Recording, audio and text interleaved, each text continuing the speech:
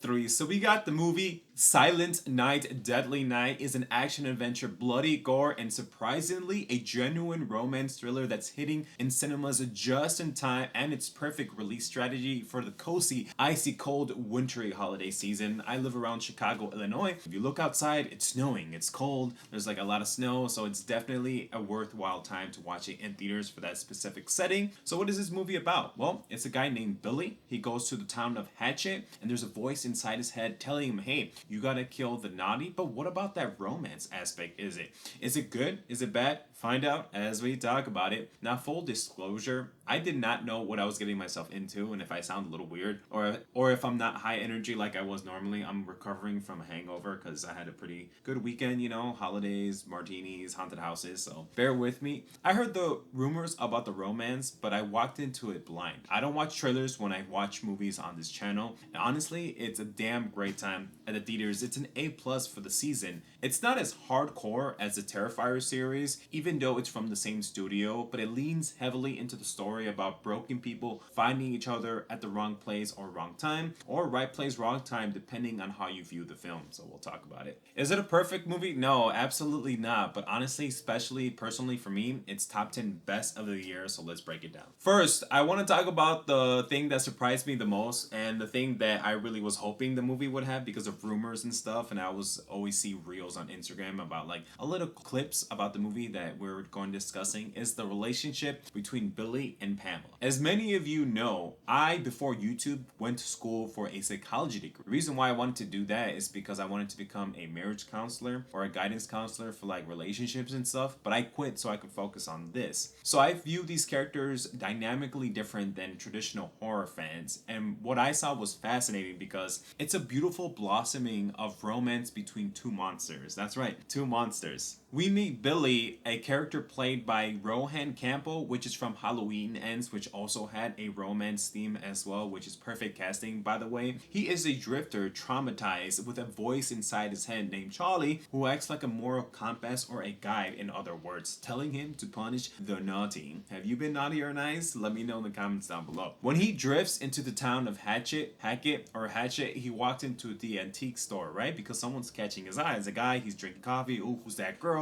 The waitress is telling me, hey, it's Pamela. Do you want to go talk to her? Be wary of that one. She's a little bit crazy. So we see that they absolutely have some amount of chemistry. I wouldn't say it's like amazing or ignited, but there is something going on there, right? What about what I loved about the movie quotes or Billy's telling her as they keep talking was, sometimes people are good that do bad things, and then that those that are truly bad. And I really love that, and because I resonated with that, sometimes when you sin or do the naughty, I'm just like, I'm not a bad person. Hopefully you understand that. However, it's not just forced, because Billy and Pamela are perfect for each other because they have that similar darkness. There's a great moment of foreshadowing when Pamela sees her younger nephew getting bullied at an ice skating rink, right? They're on this, I guess, I don't want to call it a date. They're like hanging out, right? It's their first time hanging out in public, right? It's at a hockey rink, right? When she sees her little nephew get bullied, she literally goes to the ice rink. She grabs the thing and she starts wailing on the dude. She's like, F you guys, what are you guys doing? Where were you? Like, this little kid's getting traumatized. And I'm like, dude, it shows the protective, psychotic nature that is what Billy has. But I'm like, dude, like, is this gonna be some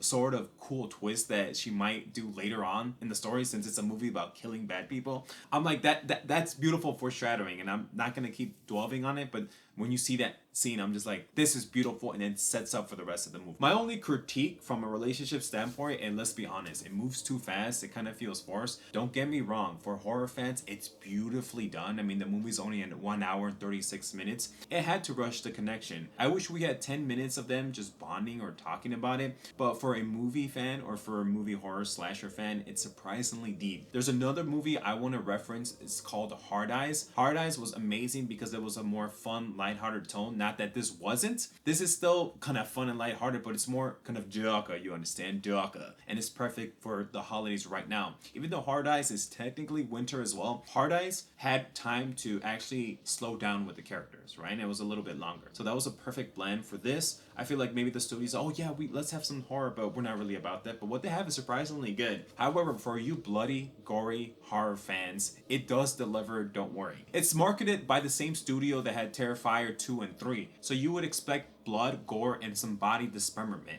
Although, let's be honest, it's not as extreme as Art the Clown. There is definitely and plenty of action and gore to satisfy your needs or your wants. The coolest horror aspect, I believe personally, is Charlie, the voice inside Billy's head. I love how the voice is not just evil, right? Because you think of, oh, it's the holidays, there's some demonic at play. But no, I feel like Billy, in his past crimes of his victims, Charlie's letting him know, hey, this person's actually naughty. And not just tells him, but shows him and us, the audience, what is that person doing that warns to be killing for the holiday season, right? So he tells him, hey, I have a bad feeling, look up, oh, we should get out of here. And I love that. It's like a second guide. He's not controlling Billy, but letting him know, hey, something's going on. I have this one of those feelings. And I'm like, dude, that's amazing, you know? Like, now he's like not in control, but like letting him know, hey, come on, boy, like, let's get out of here. And I thought that was beautifully done. This is a more darker, more serious vibe than a Hard Ice, like I previously mentioned, but it fits the freezing cold and snowy aesthetics perfectly with the holidays, with his Santa suit when he goes and killing people. Because think about it, when you're wearing a Santa suit and the way he does his things when he brings up the axe and he wails it on dudes, people are not going to think twice. It's snowy, this is perfect. I mean, there's going to be a lot of Santas. So he blends in with the crowd, aka Assassin's Creed.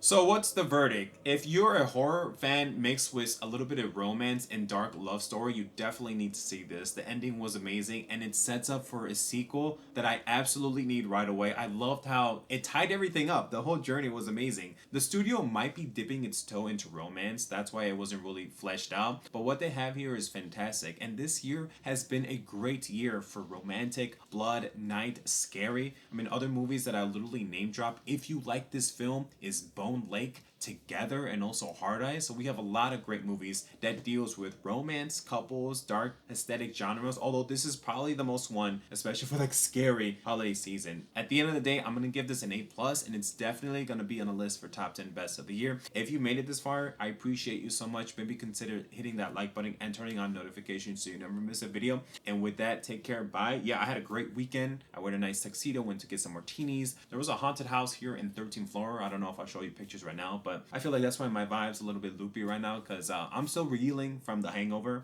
At 31 years old, your body doesn't, it takes multiple days. You're not just I can't be like 2019 where I can just wake up, be hungover, and go to work. No, absolutely not. So you guys are amazing. Look out for the top 10 best movies of the years, and we'll talk soon. Bye.